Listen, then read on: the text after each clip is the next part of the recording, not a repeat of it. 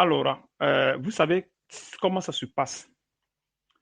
Vous avez des problèmes avec les esprits, avec les maladies, avec plein de choses dans votre corps. Et vous servez Dieu. Mais vous savez que Dieu n'exauce pas les pécheurs.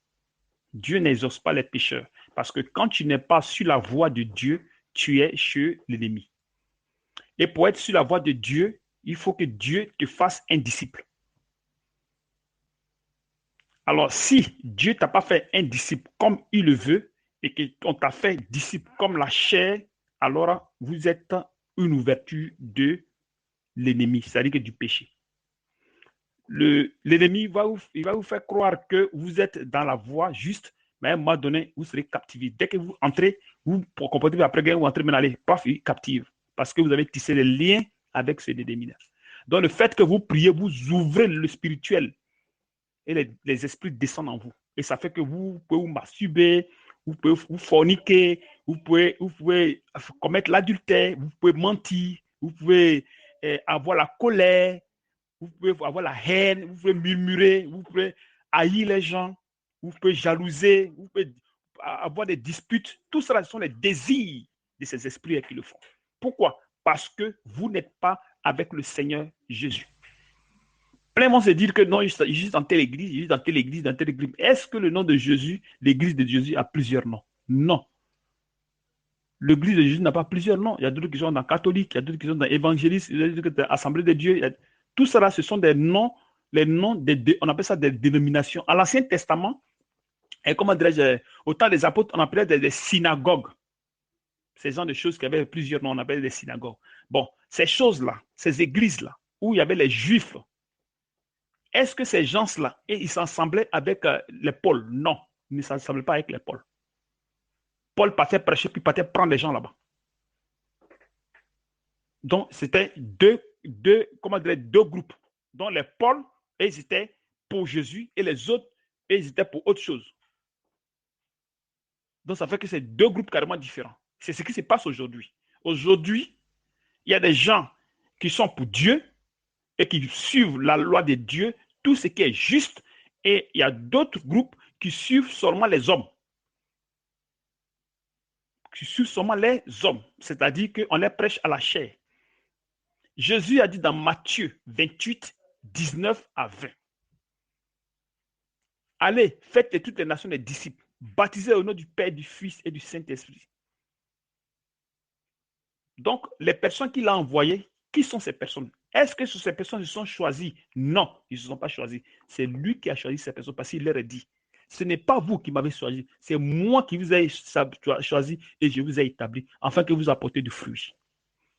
Donc, quand Dieu choisit les gens, quand ils vont, ils produisent du fruit selon, quand ils produisent du fruit selon l'Esprit de Dieu. Et à partir de là, maintenant, Dieu accorde la repentance et le pardon de leurs péchés, afin qu'il y ait la vie. Et maintenant, c'est cette foi-là maintenant qui va se manifester maintenant, afin que descende le Saint-Esprit et maintenant recevoir les dons de l'Esprit. Donc, un chrétien, au moins minimum, a un don et plus. Don de guérison, don d'interprétation de langue, don de prophétie, don de, comment dirais-je, tous ces genres de dons-là. Donc, Dieu distribue à chacun comme il veut. Est-ce que vous voyez? Mais aujourd'hui, ce n'est pas le cas. Les gens se disent qu'ils sont chrétiens. Mais ils ont été chrétiens comment? Comme ils sont entrés dans le corps. Qui les a prêché la parole? C'est là maintenant vient le doute. Parce que quelqu'un me dit que je suis catholique. Mais tu es catholique. Et tu dis que tu guéris. Mais toi-même, tu es malade. Il y a un problème. Mais tu es faible dans la foi, mais il y a un problème. Pourtant, quand on vient dans le corps, toutefois qu'on entre dans le corps, on entre avec le péché.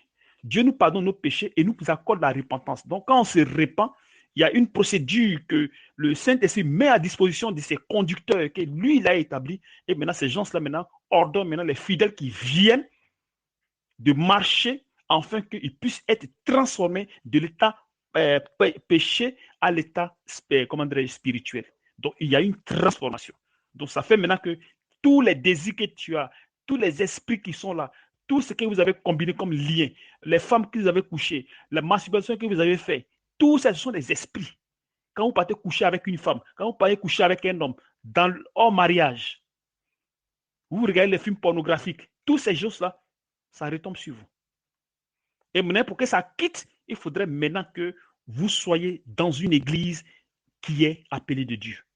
On ne va pas à l'église parce qu'il faut aller à l'église, c'est ce que vous oubliez.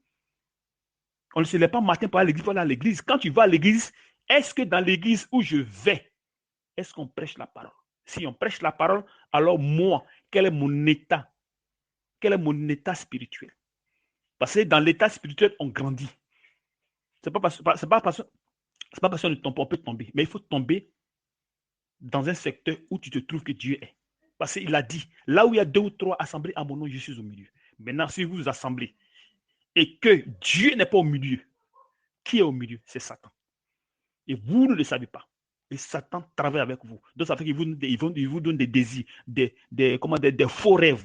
Vous faites des faux rêves, vous couchez avec les femmes, vous faites plein de choses. Et vous ne pouvez pas vous en sortir. Même si on prie pour vous, vous n'allez pas vous en sortir. Ça fait semblant, mais vous allez rester toujours captivé par le péché. Donc, c'est pour ça, beaucoup d'entre vous, ont des problèmes. Parce que vous n'êtes pas sur le vrai chemin. Et vous n'avez pas été fait comme des vrais disciples. Parce que les gens qui vous ont prêché la parole, ils ne sont pas appelés de Dieu. Ce sont des gens qui sont levés, ils ont fait les écoles de théologie, ils ont eu ils ont eu les diplômes, ou bien ils ont été prêtres, comme les catholiques. Tu vois? Donc, c'est ces gens-là qui vous prêchent la parole, mais en vous prêchant la parole, en vous faisant ça, ils vous font comme des disciples selon la chair et non selon l'esprit. Donc, il y a un problème. C'est pour ça que vous ne pouvez pas vous en sortir. Vous allez avoir des problèmes. Vous allez faire la fornication. Vous n'allez pas vous en sortir. Donc, pour vous en sortir, il faudrait qu'on vous prêche la parole, de la bonne façon. Vous allez croire, vous rentrez dans le corps. Dieu vous accorde la repentance. Il vous accorde la repentance et le pardon de vos péchés. Et maintenant, on vous oriente maintenant, afin que maintenant ces choses-là, vous les enlevez maintenant en vous. C'est maintenant une transformation maintenant qu'il faut faire. Dans Jean 9, 31, nous savons que Dieu n'exauce point les pécheurs. Dieu n'exauce point les pécheurs. Et pour être en accord avec lui, pour suivre sa loi, il faudrait que lui, il fasse de toi un disciple. Et pour faire de toi un disciple, il faudrait que son serviteur vienne te prêcher la parole. Lui que lui-même il a engagé. C'est-à-dire lui que lui-même il a choisi.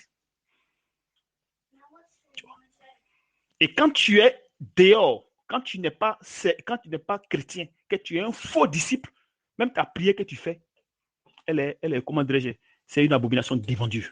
Quand vous lisez Proverbe 28, 9, vous allez trouver ça là-bas. Donc, pour suivre Dieu, il y a des normes. Même ses enfants, c'était pareil. À l'Ancien Testament, quand ils dérangeaient et qu'ils gênaient, qu'ils n'étaient pas dans les normes, même ce jeûne qu'ils faisaient, c'était 0. Donc, c'est pareil. Quand vous allez jeûner, vous allez prier. Mais tant que vous n'êtes pas sur le chemin juste de Dieu, tout ce que vous allez faire, c'est 0. Il faudrait que vous arriviez à vous chercher à comprendre où je suis catholique, je suis évangéliste, je suis pentecôtiste, je suis quoi que ce soit. Mais dans l'assemblée où je suis, est-ce que c'est la parole de Dieu? Vous savez que dans la Bible, la dîme, on ne peut pas la payer. C'était sur l'Ancien Testament, sur l'ancienne alliance, sur le sacerdoce lévitique. C'est là qu'on payait la dîme. Et c'était une ordonnance, ça faisait partie des lois charnelles. Mais si les gens font payer la dîme, mais ils ne font pas les ablutions, pourtant la dîme va ensemble avec les ablutions.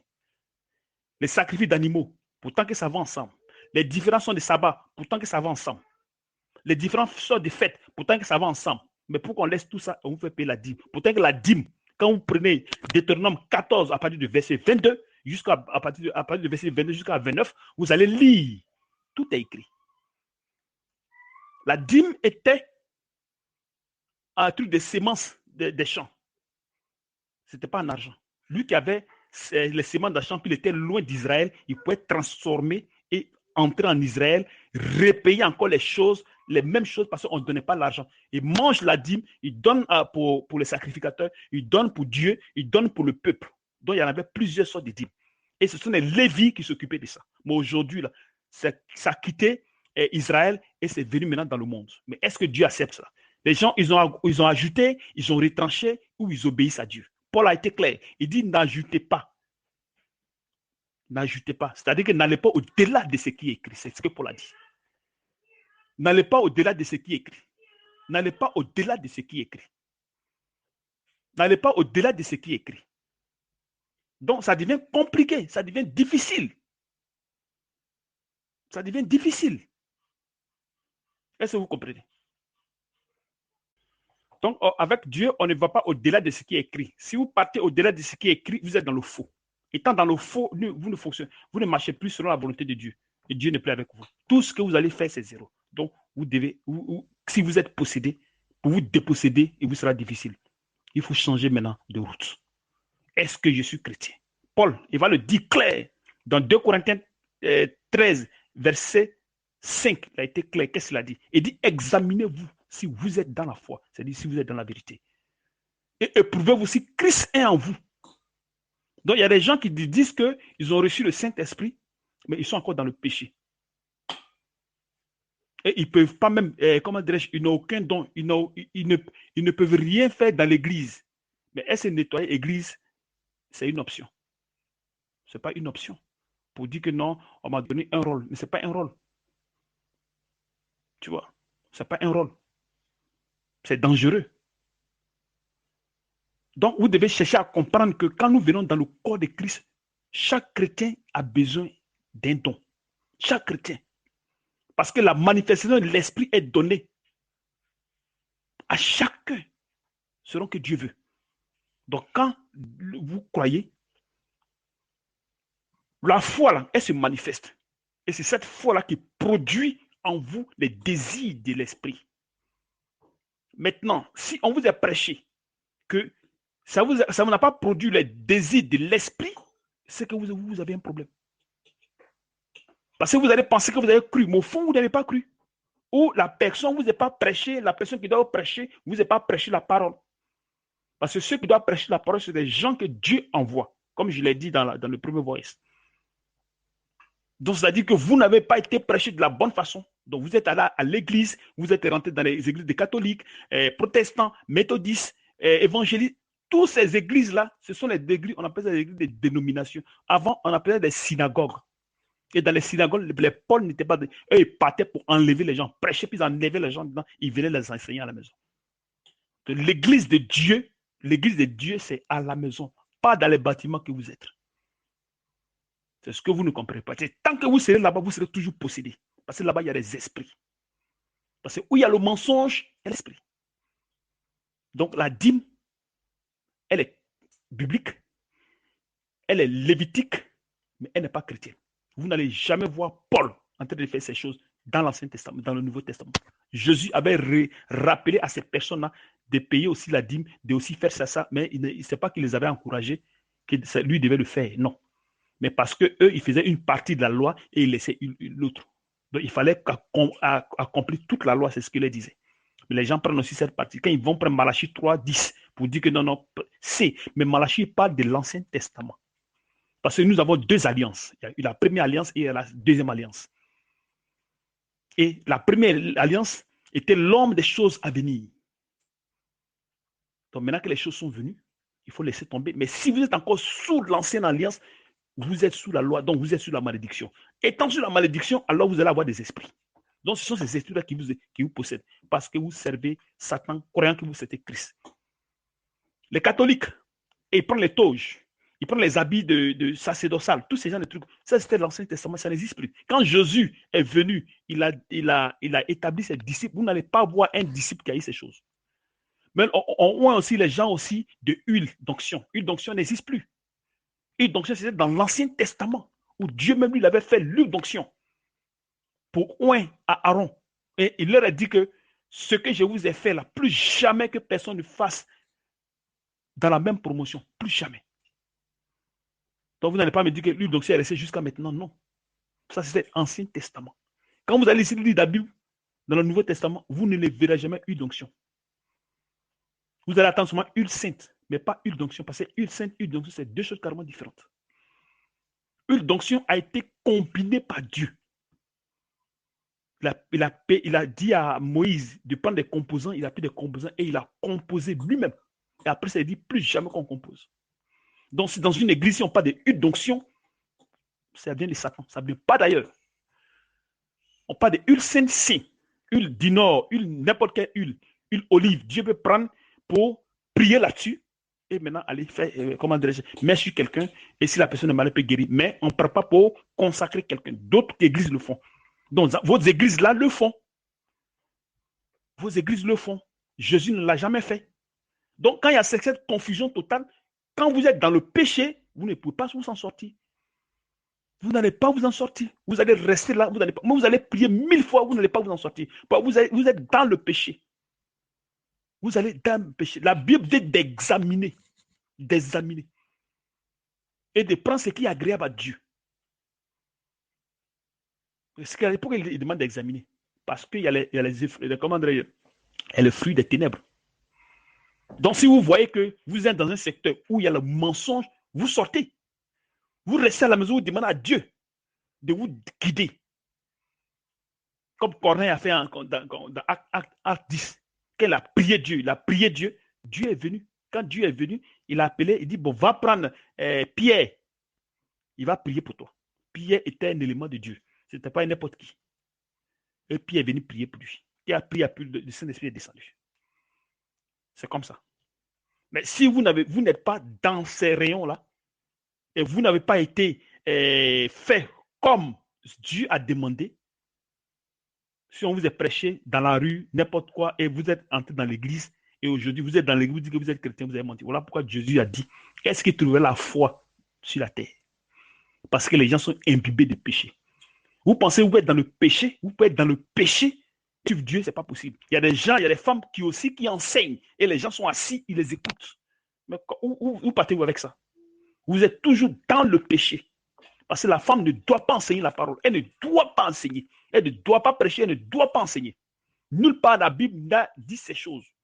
Dans 1 Timothée 2, verset 12, je ne permets pas à la femme d'enseigner ni de prendre autorité sur l'homme. Mais elle doit demeurer dans le silence. Et on nous amène comment dirais-je,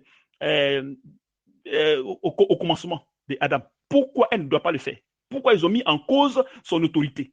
Parce qu'elle a trahi. Donc, à partir de là, la femme n'a pas d'autorité sur l'homme. Elle ne doit pas enseigner la parole. De l'Ancien Testament, femme n'a jamais enseigné la parole. Elles ont été des prophétesses. Les prophétesses, quel était leur rôle? Leur rôle, c'était de chanter, de gêner, de prier pour Dieu et de prophétiser. Tout, point s'arrête là. Mais les prophètes, c'est eux qui guidaient le peuple à les enlever dans le péché, à les enlever sur la voie mauvaise. Quand nous sommes venus dans le Nouveau Testament, on n'appelle plus les prophétesses de l'Ancien Testament prophétesses. On les appelle des prophètes. Non, on n'appelle plus les prophétesses. Ça s'est arrêté là. Elles ont les dons de prophétie, mais elles ne sont pas des prophétesses. Aujourd'hui, vous attendez dehors, prophétesses. Puis ces femmes-là vous enseignent la parole. Elles sont dans l'erreur. La femme n'a pas le droit d'enseigner la parole. La femme n'a pas ce droit-là. Elle n'a pas le droit de le faire. C'est une abomination devant Dieu. Mais si une femme vous enseigne la parole et vous pensez que vous allez vous enlever les désirs qui sont en vous, mais vous avez menti. Vous n'allez pas vous en sortir. Même si elle prie pour vous. Aujourd'hui, ça va, demain, ça ne va pas passer. Comment Satan fait tourner les démons en vous? Donc, voilà le problème. C'est tout le problème qu'elle a. Il n'y a rien d'autre. C'est pour ça que vous êtes possédé et vous ne pouvez pas vous en sortir parce que vous êtes au milieu du désordre. Vous êtes au milieu du désordre. Parce que toutefois que vous êtes dans le péché, en même temps, c'est comment on appelle ça? Ce sont les désirs qui entrent, c'est le péché qui entre. Donc, vous ne pouvez pas vous en sortir. Vous ne pouvez pas vous en sortir. Le Seigneur a dit de ne pas ajouter et de ne pas retrancher. Il a été clair. Dans Deutéronome 2, c'est écrit, Deutéronome 22, 25, là-bas, c'est écrit. Une femme ne doit pas porter un habit d'homme. Et un homme ne doit pas porter un habit de femme. Aujourd'hui, les femmes portent les pantalons. Depuis longtemps, on leur dit ne portez pas les habits des hommes. Mais les femmes les portent. Bon, avec tout ça, parce que vous marchez avec Dieu, si vous êtes désobéissant, lui, il vous regarde. Donc, si vous êtes dans une église, que vous avez ces gens d'enseignement, vous n'allez pas vous en sortir. Parce que, en ce moment, vous êtes dans le péché. Vous êtes dans le péché. Donc, vous ne pouvez pas vous en sortir. Avec les femmes qui portent les mèches, pourtant que c'est bien écrit, dans 1 Timothée 2,9 là-bas, On dit ni tresse, ni or, ni perles, ni habits somptueux. Tous ces genres de trucs-là. On vous dit de ne pas le faire, mais vous le faites. Vous le faites, votre pasteur ne vous le dit pas. Bon, maintenant, si vous êtes dans un désordre, parce que vous êtes dans la, comment on appelle ça même, dans la désobéissance. Mais étant dans la désobéissance, comment vous allez vous en sortir? Vous n'allez pas vous en sortir. Parce que votre base là, c'est faux. Votre base est fausse, pardon. Donc, ça veut dire que votre foi a été construite sur du faux. Donc, quand c'est comme ça, vous n'allez pas vous en sortir. Vous allez toujours avoir des problèmes. Toujours avoir des problèmes. Toujours avoir des problèmes. Le mieux, c'est de sortir de là. Demander à Dieu, dirige-moi sur un bon chemin. Quand maintenant tu trouves l'âme de chemin, maintenant, Dieu t'enlève maintenant les esprits qui sont en toi, tes maladies, tout ça qui l'enlève. C'est comme ça que Dieu fonctionne. D'autres disent qu'on perd le salut. Mais comment tu fais perdre le salut que Jésus, Dieu qui est en haut, qui a quitté le ciel, il est venu sur la terre. Il s'est humilié, il est mort à cause de nos péchés. Comment c'est fait que tu dis que toi, tu peux lutter pour garder ton salut? Comment ça se passe? Est-ce qu'un être humain qui est naturel, qui a sa nature pécheresse, peut lutter contre le péché? Impossible. C'est l'aide de Dieu. C'est Dieu qui nous appelle. Il dit, nul ne vient au Père. C'est-à-dire que nul ne vient à moi si le Père ne l'attire. Dans Jean 6,4. C'est ce qu'il a dit. Mais si vous prenez tout contraire, comment vous allez faire? Si on ne vous prêche pas la parole juste, si vous pensez que vous allez lutter pour garder votre salut, comment vous allez faire? Non. On enseigne aux gens de vous comporter très bien et le Saint-Esprit vient prendre le contrôle de votre personne pour vous transformer avec des jeûnes, des supplications, des prières. On vous ordonne cela et c'est contrôlé par le Saint-Esprit. C'est comme ça fait Dieu. C'est comme ça Dieu fonctionne. C'est comme ça Dieu fonctionne. Mais on vous dit le contraire des choses. Donc, si vous êtes au milieu, c'est un problème. Dans Jean 17, 12, il a été clair. Il a dit à son père, j'ai gardé ceux que tu m'as donnés. Et aucun d'eux ne s'est perdu. C'est ce qu'il a dit. Puis ce n'est pas seulement que l'enfant de la perdition, afin que l'écriture s'accomplisse. Donc, personne de ces enfants n'est perdu. Personne ne peut se perdre. Aujourd'hui, on dit que non, il faut courir, il faut faire ceci, les âmes se perdent, on doit gagner des âmes. Ça, ce sont des faux enseignements. Quand tu vas lire dans la Bible, ce n'est nulle part écrit pour dire que non, les âmes se perdent. Ce n'est pas écrit dans la Bible. Dieu, qui est Dieu, sa volonté se fait sur la terre, lui, il a été clair. Il dit sa volonté va se faire sur la terre. Donc, tous ses enfants, il va venir les chercher. Même s'ils sont dans tout. Mais si vous n'avez pas ces gens d'enseignement, comment vous allez vous en sortir? Vous n'allez pas vous en sortir. Vous êtes dans le faux. Vous êtes dans le faux. Étant dans le faux, vous n'êtes pas avec Dieu. Donc, même si quelqu'un vous enlève les esprits, ça ne quitte pas. C'est seulement vous blaguer. Donc, si quelqu'un vous maudit, ça reste en vous.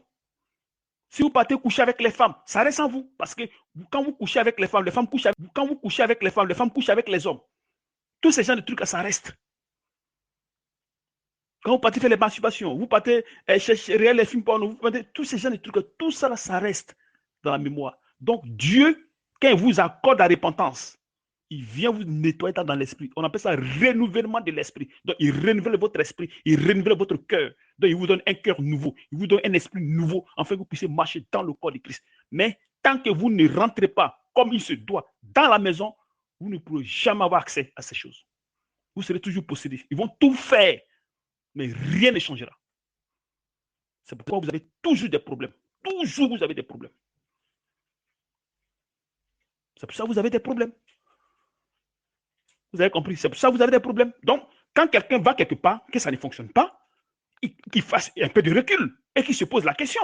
Mais comment ça fait que je suis là, puis tout le temps j'ai des problèmes, tout le temps, et je ne peux pas grandir dans la foi, je suis toujours dans le péché, en train d'haïr les gens, en train d'avoir la haine, le mépris, l'orgueil, l'égoïsme, toujours penser à ces gens, à des trucs, machin. Il faut poser des questions, des faux rêves, tous ces gens. Il faut se poser les questions.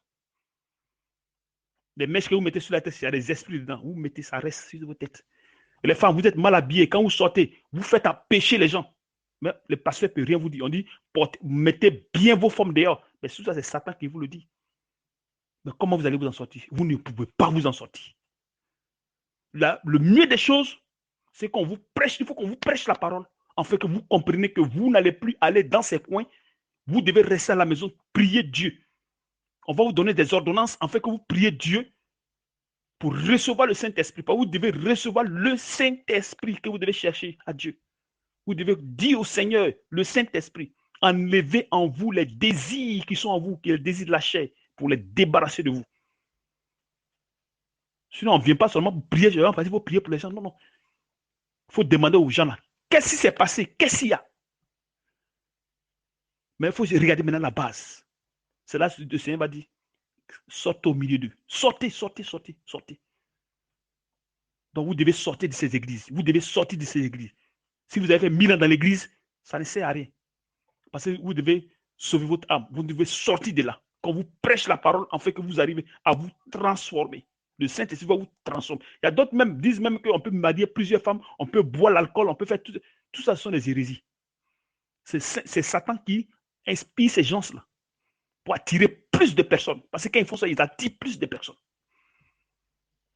Quand vous attendez ce genre de trucs, vous devez vous éviter ce genre de choses. Si la nouvelle alliance avec Jésus, c'est la libéralité. C'est la libéralité, ce sont des collectes qu'on fait. Ça n'a rien à voir à une chose. Donc, tant que vous n'êtes pas dans la vérité, vous allez toujours trébucher. Vous allez toujours tomber. Donc, je tenais à vous dire ceci. Je tenais à vous dire ceci. Si vous voulez être délivré, il faudrait qu'on vous montre le chemin, comment connaître Dieu. Sinon, on ne peut pas vous délivrer comme ça. On doit vous prêcher la parole, comment connaître Dieu, mettre des jeûnes et vous mettre dans un temps de jeûne, afin que vous arrivez à enlever tout ce qui est en vous, tous les désirs, tous les esprits qui sont en vous, tout ce que vous avez fait, les liens que vous avez tissés avec les démons, avec Satan, toutes ces choses, ça doit quitter. Ça doit quitter en vous. Donc, que Dieu vous bénisse. Réfléchissez. Si vous êtes d'accord, qu'on fasse la marche ensemble, moi, je suis là. Je suis là pour vous. Parce que nous sommes vos esclaves, on est là pour vous. Dieu nous amène pour vous. Que Dieu vous bénisse.